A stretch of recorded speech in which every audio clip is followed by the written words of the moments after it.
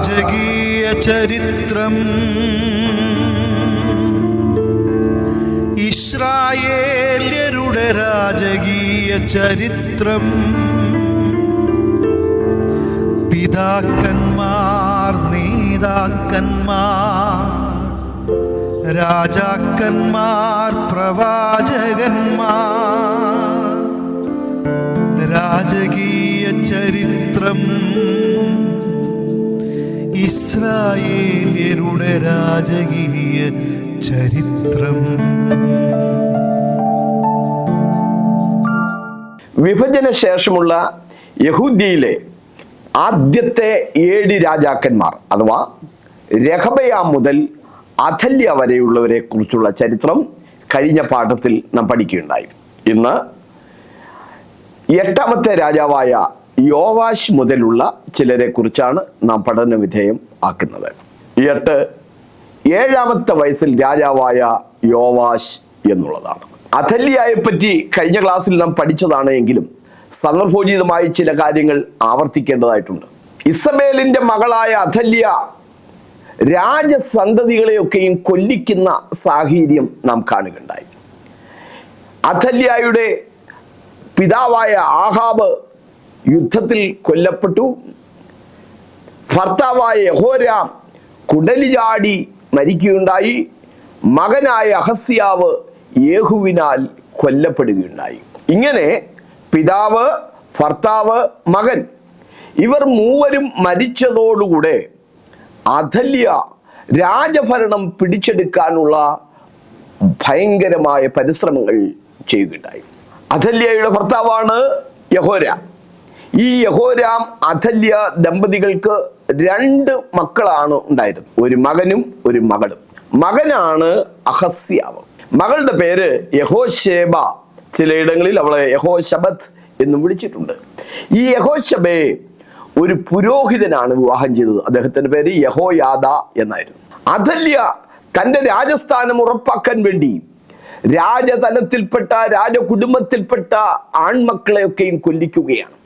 അഹസ്യാവിന്റെ മക്കളെ പോലും കൊല്ലിച്ചുകൊണ്ടിരിക്കുന്ന സന്ദർഭത്തിൽ ഈ അഹസ്യാവിന്റെ പെങ്ങളായ യഹോശേബ എന്ന ആ സഹോദരി ധൈര്യത്തോടുകൂടെ ചെന്ന് അതിനിടയിൽ നിന്ന് ഏറ്റവും ചെറിയ പ്രായമുള്ള യോവാശ് എന്ന ഒരു മകനെ വലിച്ചെടുത്ത് മോഷ്ടിച്ചെടുത്തുകൊണ്ട് അവൾ ആലയത്തിലേക്ക് ഓടി. യഹോയാദാ പുരോഹിതനും യഹോശബത്ത് എന്ന അദ്ദേഹത്തിന്റെ ഭാര്യയും കൂടെ ഈ കുഞ്ഞിനെ ആലയത്തിൽ 6 വയസ്സുവരെ സുരക്ഷിതത്വമായി വളർത്തി. അഥല്യ അവൾ ബാൾ, അശേര, ദേവി ദേവന്മാരുടെ ആരാധകയായിരുന്നു. അവൾ യഹോവയുടെ ആലയത്തിൽ വരാറില്ലായിരുന്നു. അതുകൊണ്ട് തന്നെ യോവാശ് എന്ന ഈ കുഞ്ഞിനെ സുരക്ഷിതത്വമായ ആലയത്തിൽ വളർത്താൻ യഹോയാദാ പുരോഹിതനും യഹോശബത്ത് എന്ന തന്റെ പത്നിക്കും സാധിച്ചു. അങ്ങനെ ആ കുഞ്ഞ് സുരക്ഷിതനായ ആലയത്തിൽ വളർന്നുകൊണ്ടിരിക്കുമ്പോൾ അവന് 7 വയസ്സ് പ്രായമായപ്പോൾ യഹോയാദാ പുരോഹിതൻ മുൻകൈയെടുത്ത് ഒരു പ്രത്യേക കാര്യം ചെയ്തു. അകമ്പടി പട്ടാളത്തെ വിളിച്ച് അവരോട് സത്യം ചെയ്തു, സഖ്യത ചെയ്തു. അങ്ങനെ ജനപ്രഭുക്കന്മാരെ മൊത്തം വിളിച്ച് അവരുമായി സഖ്യത ചെയ്തുകൊണ്ട് അവനെ രാജാവായി വാഴിച്ചു. ജനമെല്ലാം യോവാശിന്റെ അടുക്കൽ നിന്ന് രാജാവേ ജയ ജയ എന്ന് ആർത്തു വിളിക്കുന്ന ശബ്ദം, തൂണിനരികെ രാജാവ് നിൽക്കുന്ന ആ കാഴ്ച കാണുകയും കേൾക്കുകയും ചെയ്ത അഥല്യ അലറി വിളിക്കാൻ തുടങ്ങി. ഇത് ദ്രോഹം, ദ്രോഹം എന്ന് അവൾ അലറുവാൻ തുടങ്ങി. യഹോയാദാ പുരോഹിതന്റെ നിർദ്ദേശപ്രകാരം അവളെ അണികളിൽ കൂടെ പുറത്തേക്ക് കൊണ്ടുപോയി. രാജകൊട്ടാരത്തിന് സമീപത്തെത്തിയപ്പോൾ അവിടെ വെച്ച് ഭൃത്യന്മാർ അവളെ കൊന്നുകളഞ്ഞു. ദൈവഭയത്തിൽ യോവാശിനെ വളർത്തിയെടുത്ത യഹോയാദാ പുരോഹിതന്റെ പ്രയത്നം പ്രാരംഭകാലത്ത് ലക്ഷ്യം കണ്ടു. യോവാശ് ധാരാളം ആത്മീകമായ നവീകരണങ്ങൾ യഹൂദ്യയിൽ ചെയ്തെടുത്തു. ബാലിന്റെയും അശേരയുടെയും പ്രതിഷ്ഠകൾ താൻ തകർത്തു കളഞ്ഞു. ബാലിന്റെ പുരോഹിതനായിരുന്ന മധ്യാൻ എന്ന വ്യക്തിയെ കൊന്നുകളഞ്ഞു. ആലയത്തിന്റെ അറ്റകുറ്റപ്പണികൾ നടത്തുവാൻ വേണ്ടി പുരോഹിതന്മാരെ നിയമിച്ചു. തിരുവെഴുത്തിൽ ഇങ്ങനെയാണ് വായിക്കുന്നത്: യഹോയാദാ പുരോഹിതൻ യോവാശിനെ ഉപദേശിച്ചു പോന്ന കാലത്തൊക്കെയും അവൻ യഹോവയ്ക്ക് ഇഷ്ടമായുള്ളത് ചെയ്തു. ചരിത്ര പുസ്തകങ്ങളിൽ ഈ യോവാശിനെ യഹോവഹാസ് എന്നും വിളിച്ചിട്ടുണ്ട്. ഇനി ഈ യോവാശിന് പിന്നത്തേതിൽ സംഭവിച്ച പിന്മാറ്റവും വിവരിക്കേണ്ടതുണ്ട്. യഹോയാദാ പുരോഹിതൻ മരിച്ച ശേഷം കൊട്ടാരത്തിലെ പ്രധാന പ്രഭുക്കന്മാരിൽ പലരും ഈ യോവാശിന്റെ മനസ്സ് കവർന്നു. അവർ അവനെ സ്വാധീനിച്ചു. ബാലിനെയും അശേരയും ആരാധിക്കേണ്ടത് ആവശ്യമാണെന്ന് ഈ പുരോഹിതന്മാർ അവനെ പ്രേരിപ്പിച്ചു. ആ സന്ദർഭത്തിൽ യഹോയാദാ പുരോഹിതന്റെ മകനായിരുന്ന സെഖര്യാവ് അവരെ ദൈവത്തിന്റെ ആലോചന അറിയിച്ചു. നിങ്ങൾക്ക് ശുഭം വരുവാൻ കഴിയാതെ വണ്ണം നിങ്ങൾ യഹോവയുടെ കൽപ്പനകളെ ലംഘിക്കുന്നത് എന്ത് എന്ന് സെഖര്യാവ് പ്രവചിച്ചു. പക്ഷേ ഈ യഹൂദ പ്രഭുക്കന്മാർ ഈ സെഖര്യാവെന്ന പ്രവാചകനെതിരെ കൂട്ടുകെട്ടുകൾ ഉണ്ടാക്കുകയും കള്ളക്കേസിൽ കുടുക്കി കല്ലെറിഞ്ഞു കൊല്ലുകയുണ്ടായി. സെഖര്യാ പ്രവാചകനെ കൊന്നുകളഞ്ഞ ഈ ചരിത്ര സംഭവം മത്തായി സുവിശേഷം 23-ാം അധ്യായം 35-ാം വാക്യത്തിൽ നമ്മുടെ കർത്താവും എടുത്ത് ഉദ്ധരിച്ചിട്ടുണ്ട്. ഞാൻ ആ തിരുവെഴുത്ത് വായിച്ചു കേൾപ്പിക്കാം. നീതിമാനായ ഹാബേലിന്റെ രക്തം മുതൽ നിങ്ങൾ മന്ദിരത്തിനും യാഗപീഠത്തിനും നടുവിൽ വെച്ച് കൊന്നവനായി ബെരക്യാവിന്റെ മകനായ സെഖര്യാവിന്റെ രക്തം വരെ ഭൂമിയിൽ ചൊരിഞ്ഞിട്ടുള്ള നീതിയുള്ള രക്തമെല്ലാം നിങ്ങളുടെ മേൽ വരേണ്ടതാകുന്നു. പിന്മാറ്റത്തിലേക്ക് പോയ യോവാശിന്റെ അന്ത്യവും വളരെ ശോചനീയമായിരുന്നു. അരാം രാജാവായ ഹസായേൽ ഒരിക്കൽ യഹൂദയ്ക്ക് നേരെ യുദ്ധത്തിന് വന്നു. യോവാശ് എന്താണ് ചെയ്തത്? ദൈവത്തിൽ ആശ്രയിച്ച ആ വിഷയത്തിന്മേൽ വിജയം നേടിയെടുക്കേണ്ടതിന് പകരം ആലയത്തിൽ ശേഖരിക്കപ്പെട്ടിരുന്നതും രാജധാനിയിലുള്ളതുമായ പൊന്നും വെള്ളിയും കവർന്നെടുത്ത് ഹസായേലിന് കൊടുത്ത് ആ യുദ്ധത്തിൽ നിന്ന് രക്ഷ നേടുകയുണ്ടായി. കുറെ കാലം കഴിഞ്ഞപ്പോൾ ഇതേ അരാമ്യർ വീണ്ടും യഹൂദയ്ക്ക് നേരെ യുദ്ധത്തിന് വന്നു. വരിക മാത്രമല്ല, യഹൂദയിലെ പ്രധാനപ്പെട്ട പ്രഭുക്കന്മാരെയൊക്കെയും കൊല്ലുകയും ചെയ്തു. തുടർന്ന് യോവാശിന് ഒരു മഹാവ്യാധി ഉണ്ടായി. ആ വ്യാധി പിടിച്ചു കിടക്കുന്ന വേളയിൽ യഹോയാദാ പുരോഹിതന്റെ മകനായ സെഖര്യാവിനെ കൊന്നതിന്റെ പ്രതികാരമായി ഭൃത്യന്മാർ യോവാശിനെ കൊന്നുകളഞ്ഞു. എന്നെ മാനിക്കുന്നവരെ ഞാൻ മാനിക്കും, എന്നെ നിന്ദിക്കുന്നവർ നിന്ദിതരായി തീരുമെന്നുള്ള 1 ശമൂവേൽ 2:30 കർത്താവ് അരുളി ചെയ്ത വചനം യോവാശിന്റെ ജീവിതത്തിൽ നിവർത്തിയാവുകയുണ്ടായി. യഹൂദ രാജാക്കന്മാരുടെ ചരിത്രമാണ് നാം പഠിക്കുന്നത്. 9ാമത്തെ രാജാവ് അപ്പന് പകരം മക്കളെ കൊല്ലാതിരുന്ന അമസ്യാവ് എന്ന വ്യക്തിയാണ്. യോവാശിന്റെ മരണശേഷം 25 വയസ്സുള്ള അമസ്യാവ് രാജാവായി. അവൻ 29 വർഷം യഹൂദയിൽ ഭരണം നടത്തി. അവന്റെ രാജ്യത്വം ഉറപ്പായി കഴിഞ്ഞപ്പോൾ തന്റെ പിതാവായ യോവാശിനെ കൊന്നുകളഞ്ഞ ഭൃത്യന്മാരെ താൻ കൊന്നുകളഞ്ഞു. എന്നാൽ ആ ഭൃത്യന്മാരുടെ മക്കളെ കൊന്നതുമില്ല. എന്താണ് കാരണം? ആവർത്തനം 24:16 ന്യായപ്രമാണ പുസ്തകത്തിൽ അതിനെ വിലക്കിയിട്ടുണ്ട്. ഞാൻ വായിച്ചു കേൾപ്പിക്കാം. മക്കൾക്ക് പകരം അപ്പന്മാരും അപ്പന്മാർക്ക് പകരം മക്കളും മരണശിക്ഷ അനുഭവിക്കരുത്. താന്റെ പാപത്തിന് താൻ മരണശിക്ഷ അനുഭവിക്കണം.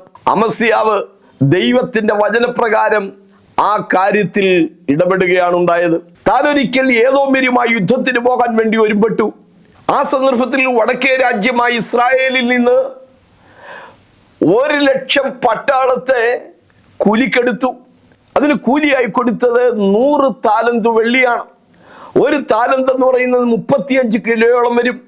ഏതാണ്ട് 3500 കിലോയോളം വെള്ളി കൂലി കൊടുത്താണ് ഈ 1,00,000 പട്ടാളത്തെ കൂലിക്കെടുത്തത്. പക്ഷേ ഒരു ദൈവപുരുഷൻ വന്നിട്ട് അമസ്യാവിനോട് ഇങ്ങനെ അരുളപ്പാട് അറിയിച്ചു: ഇസ്രായേലിന്റെ സൈന്യം നിന്നോടുകൂടെ പോരരുത്, ദൈവം നിന്നെ ശത്രുവിന്റെ മുമ്പിൽ വീഴ്ചേക്കാൻ. അമസ്യാവ് ആ ദൈവപുരുഷനോട് ചോദിച്ചു, എന്നാൽ ഞാൻ ഇസ്രായേൽ പടക്കൂട്ടത്തിന് കൊടുത്ത 100 താലന്തിന് ഞാൻ എന്ത് ചെയ്യും എന്ന് ചോദിച്ചു. അതിന് ദൈവപുരുഷൻ, അതിനേക്കാൾ അധികം നിനക്ക് തരുവാൻ യഹോവയ്ക്ക് കഴിയും എന്നുത്തരം പറഞ്ഞു. 2 ദിനവൃത്താന്തം 25:7 മുതൽ 9 വരെ.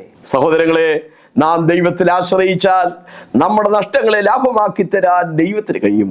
എന്നാൽ നാം ചോദിക്കുന്നതിലും നനയ്ക്കുന്നതിലും അത്യന്തപരമായി ചെയ്തിരുന്നവനായ ദൈവം, എൻ്റെ ദൈവമോ നിങ്ങളുടെ ബുദ്ധിമുട്ടൊക്കെയും ക്രിസ്തുയേശുവിൽ തൻ്റെ ധനത്തിന്റെ മഹത്വത്തിന് ഒത്തവണ്ണം പൂർണ്ണമായി തീർത്തിരുന്നവനായ ദൈവം അതെ, ആ യുദ്ധത്തിൽ അമസ്യാവ് ജയിച്ചു. 10,000 ഏദോമ്യരെ തകർത്തുകൊണ്ട് താൻ വിജയം നേടി. ഈ അമസ്യാവിന് ഒരു പ്രശ്നമുണ്ടായിരുന്നു. അവന്റെ ഹൃദയം ദൈവസന്നിധിയിൽ ഏകാഗ്രമായിരുന്നില്ല.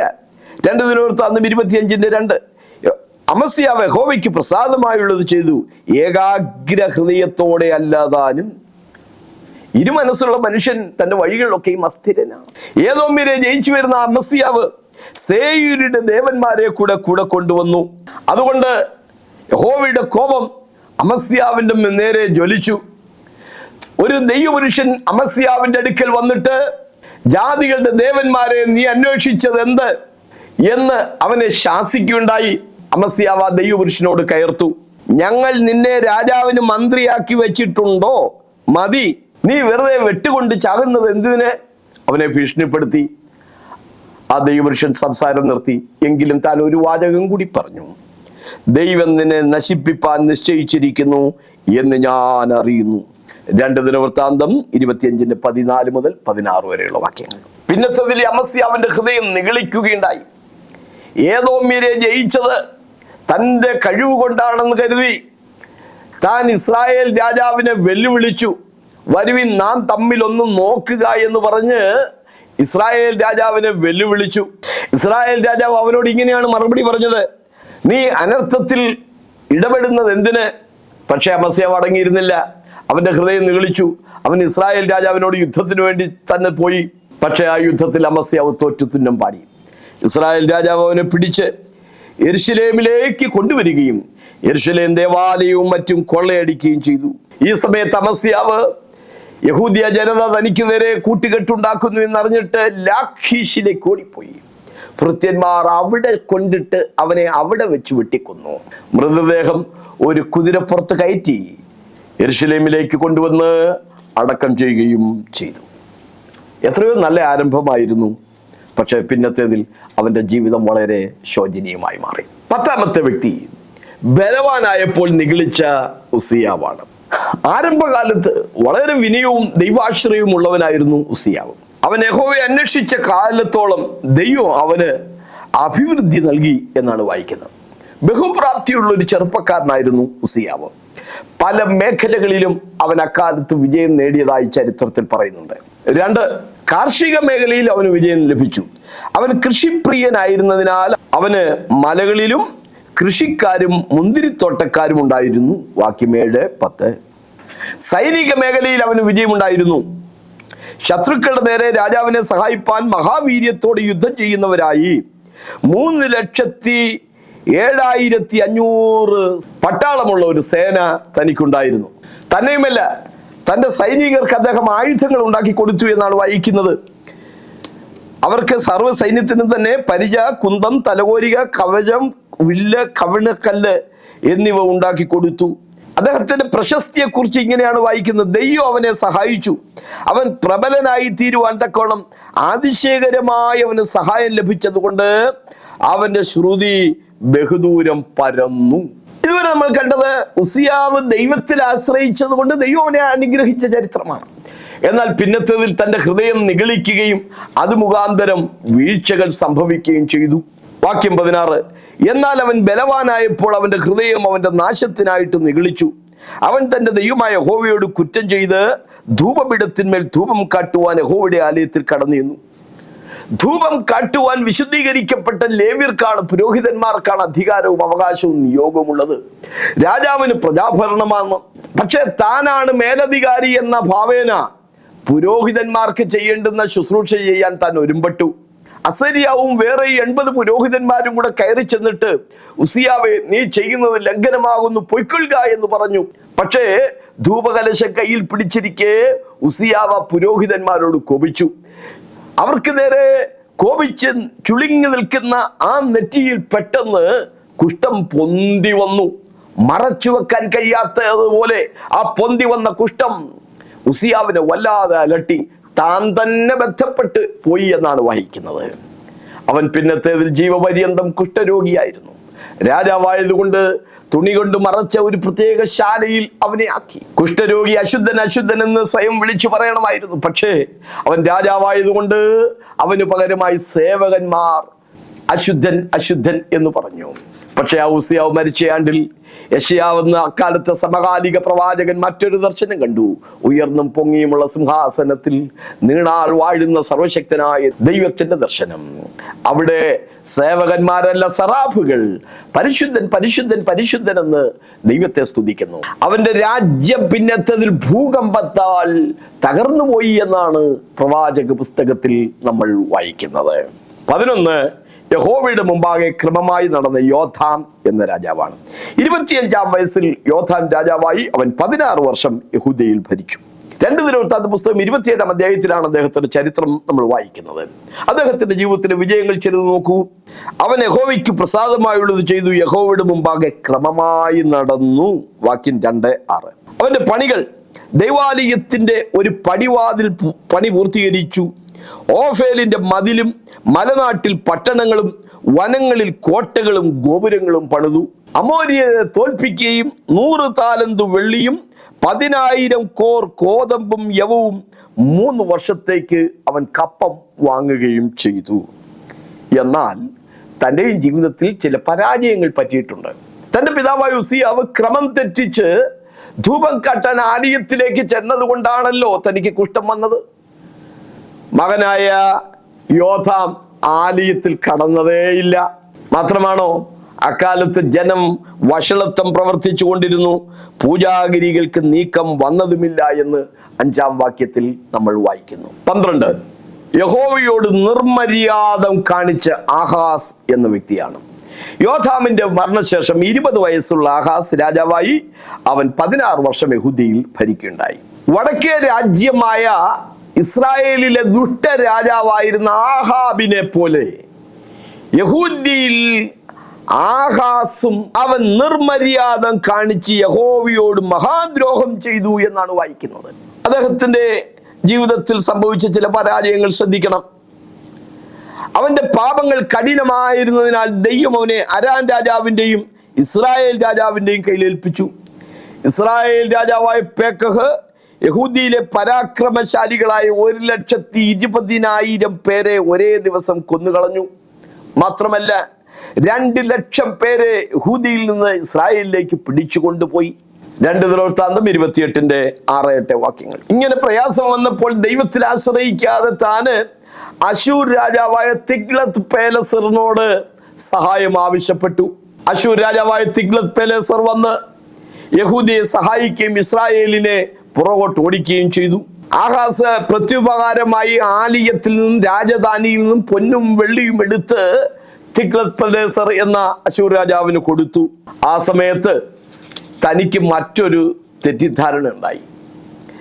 അശൂർ രാജാവിന് എന്നെ സഹായിക്കാൻ കഴിഞ്ഞത്, എൻ്റെ ശത്രുക്കളെ ഓടിക്കാൻ കഴിഞ്ഞത് അവരുടെ ദേവന്മാർ യഹോവയേക്കാൾ വലിയവനാണ്, അതുകൊണ്ടാണ് എന്ന് ആഹാസ് തെറ്റിദ്ധരിച്ചു.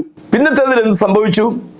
ഈ ആഹാസ് അശൂർ രാജാവായ തിഗ്ലത്ത് പിലേസറിനെ ദമശ്കേക്കിലേക്ക് ചെന്നു.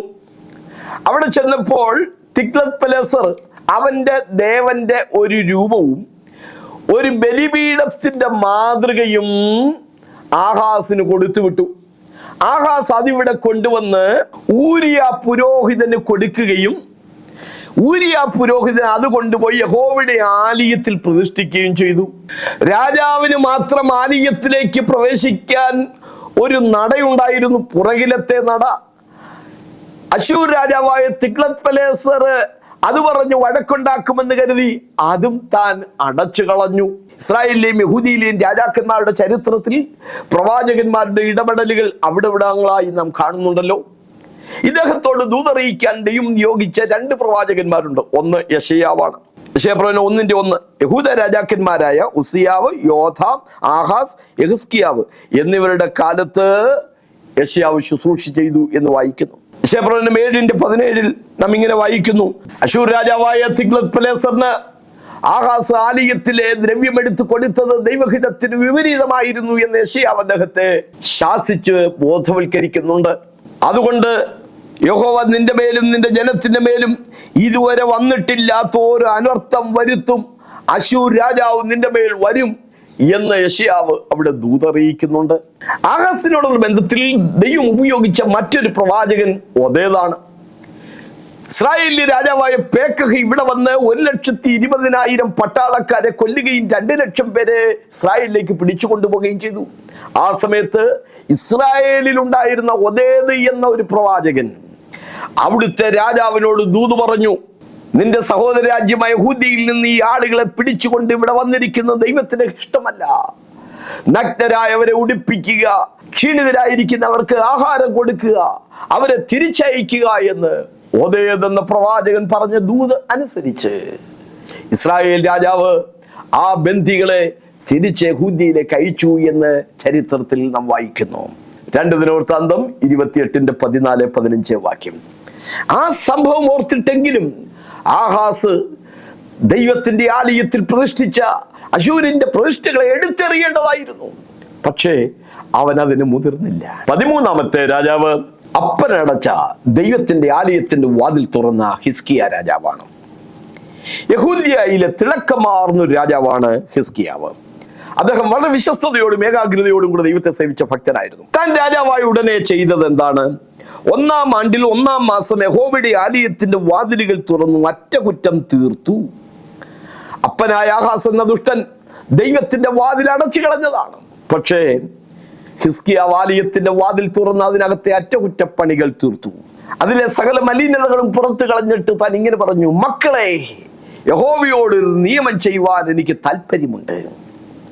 ആരാധനയ്ക്ക് ആവശ്യമായ ക്രമീകരണങ്ങളെല്ലാം ചെയ്തു കൊടുത്തു. ലേവ്യരും പുരോഹിതന്മാരും ദർശകരും ഗായകരും പൊതുജനവും ഒക്കെ ആ ഹിസ്കിയാവിന്റെ നവീകരണ പ്രയത്നത്തിൽ ഉത്സാഹികളായി പങ്കുചേർന്നു. കാര്യം ക്ഷണത്തിലല്ലോ നടന്നത്. ആരാധന യഥാസ്ഥാനത്താക്കി കൊടുത്തതിൽ ജനം സന്തോഷിച്ച് ദൈവത്തെ സ്തുതിക്കുകയുണ്ടായി. മുമ്പേ ദൈവത്തിന്റെ രാജ്യവും നീതി അന്വേഷിപ്പീൻ, അതോടുകൂടെ ഇതൊക്കെയും നിങ്ങൾക്ക് കിട്ടും. നാം മുമ്പ് കണ്ട ഇസ്രായേലിലെയും യഹൂദിയിലെയും രാജാക്കന്മാർ പലരും നല്ലവരായിരുന്നു. പക്ഷേ അവർ യഹോവയായ ദൈവത്തെ ആരാധിക്കുന്ന കാലത്ത് തന്നെ പൂജാഗിരികൾക്ക് നീക്കം വന്നുമില്ല എന്നാണ് വായിക്കുന്നത്. പക്ഷേ ഹിസ്കിയ രാജാവിന്റെ ജീവിതത്തിൽ അങ്ങനെ ഒരു അപജയം സംഭവിച്ചിട്ടില്ല. അവൻ ഏകാഗ്രതയോടും വിശ്വസ്തയോടും കൂടിയാണ് ദൈവത്തെ സേവിച്ചത്. മരുഭൂമിയിൽ അഗ്നിസർപ്പങ്ങൾ കടിച്ച വേളയിൽ ദൈവനിയോഗപ്രകാരം മോശയെ താമ്രം കൊണ്ട് ഒരു പിച്ചള സർപ്പത്തെ ഉണ്ടാക്കി കൊടിമരത്തിൽ നട്ടി. അതിനെ വിശ്വാസത്തോടുകൂടെ നോക്കിയവർ രക്ഷ പ്രാപിച്ചു. പക്ഷെ അത് താൽക്കാലിക പ്രതിശാന്തിക്കായി ക്രിസ്തുവിന്റെ ക്രൂശ് മരണത്തിന്റെ നിഴലായി നാട്ടപ്പെട്ട ഒരു പിച്ചള സർപ്പമാണ്. അതൊരു നിത്യാരാധന ഹേതുവാകണമെന്ന് ദൈവം എങ്ങും കൽപ്പിച്ചിട്ടില്ല. പക്ഷേ യഹൂദ ജനത ഏതാണ്ട് 8 നൂറ്റാണ്ടോളം ഈ പിച്ചള സർപ്പത്തെ കൊണ്ടുവന്ന് വെച്ച് അതിന് നെഹുഷ്ടാൻ എന്നൊരു പുത്തൻ പേര് കൊടുത്ത് നികൃഷ്ടമായി അതിനെ ആരാധിച്ചു പോന്നു. ഹിസ്കിയാവ് രാജാവായപ്പോൾ അവൻ ആ നികൃഷ്ടമായ നെഹുഷ്ടാനെ തല്ലിപ്പൊട്ടിച്ച് ദൂരെ എറിഞ്ഞു. ബാല് അശേര ആരാധന നടത്തിയവരെയൊക്കെ താൻ നീക്കം ചെയ്യുകയും ആവിധ ആലയങ്ങൾ താൻ തകർത്തെറിയുകയും ചെയ്തു. അതുകൊണ്ട് തിരുവെഴുത്തിൽ ഇങ്ങനെ വായിക്കുന്നു, അവന് മുമ്പും പിൻപും ഉണ്ടായിരുന്ന യഹൂദ്യ രാജാക്കന്മാരിലും ആരും അവനോട് തുല്യനായവനില്ല. അചഞ്ചലമായ ദൈവാശ്രയവും വിശ്വാസവും പ്രാർത്ഥനയും അദ്ദേഹത്തിനുണ്ടായിരുന്നു. ഒരിക്കൽ അശൂർ രാജാവായ സൻഹരീബ് ഒരു ബൃഹത്തായ സേനയോടുകൂടെ വന്ന് ഇസ്രായേലിന് ചുറ്റും ഉപരോധം സൃഷ്ടിച്ചു. ഹിസ്കിയാവ് രാജധാനിയിലെ വെള്ളിയും പൊന്നുമൊക്കെ കൊടുത്ത് ആ യുദ്ധം പരിഹരിക്കാൻ ആദ്യം ശ്രമിച്ചെങ്കിലും പിന്നത്തേതിൽ ആ അശൂർ രാജാവ് വീണ്ടും വന്ന് അവരെ ഭീഷണിപ്പെടുത്തി. ചങ്ക് തകർന്നുകൊണ്ട് ഹിസ്കിയാവ് ദൈവത്തോട് പ്രാർത്ഥിച്ചു. ആ വിഷയത്തിൽ ദൈവാലോചന തേടുവാനായി യെശയ്യാ പ്രവാചകന്റെ അടുക്കിലേക്ക് ചില ഭൃത്യന്മാരെ അയച്ചു. യെശയ്യാ പ്രവാചകന് ഒരു ദൂത് ഇങ്ങനെ പറഞ്ഞു, അവൻ ഈ രാജ്യത്തേക്ക് വരികയില്ല, ഒരമ്പ് പോലും എയ്യുകയില്ല. അവനൊരു വാർത്ത കേട്ടിട്ട് മനോവിഭ്രമമുള്ളവനായി മടങ്ങിപ്പോകുന്നു. എന്താണ് സംഭവിച്ചത്? ദൈവം അന്ന് രാത്രി ഒരു ദൂതനെ ഈ അശൂർ പാളയത്തിലേക്ക് അയച്ചു. 1,85,000 പട്ടാളക്കാരെ ആ ദൈവദൂതൻ തകർത്ത് കളഞ്ഞു. ഹിസ്കിയാവിന്റെ ജീവിതത്തിൽ ചില പരാജയങ്ങളും സംഭവിച്ചു. തനിക്കൊരിക്കൽ അസുഖമുണ്ടായി. അസുഖമായിരുന്ന തന്നെ കാണാൻ ബാബേലിൽ നിന്ന് ചില ആളുകൾ അവിടേക്ക് വന്നു സമ്മാനങ്ങളുമായി.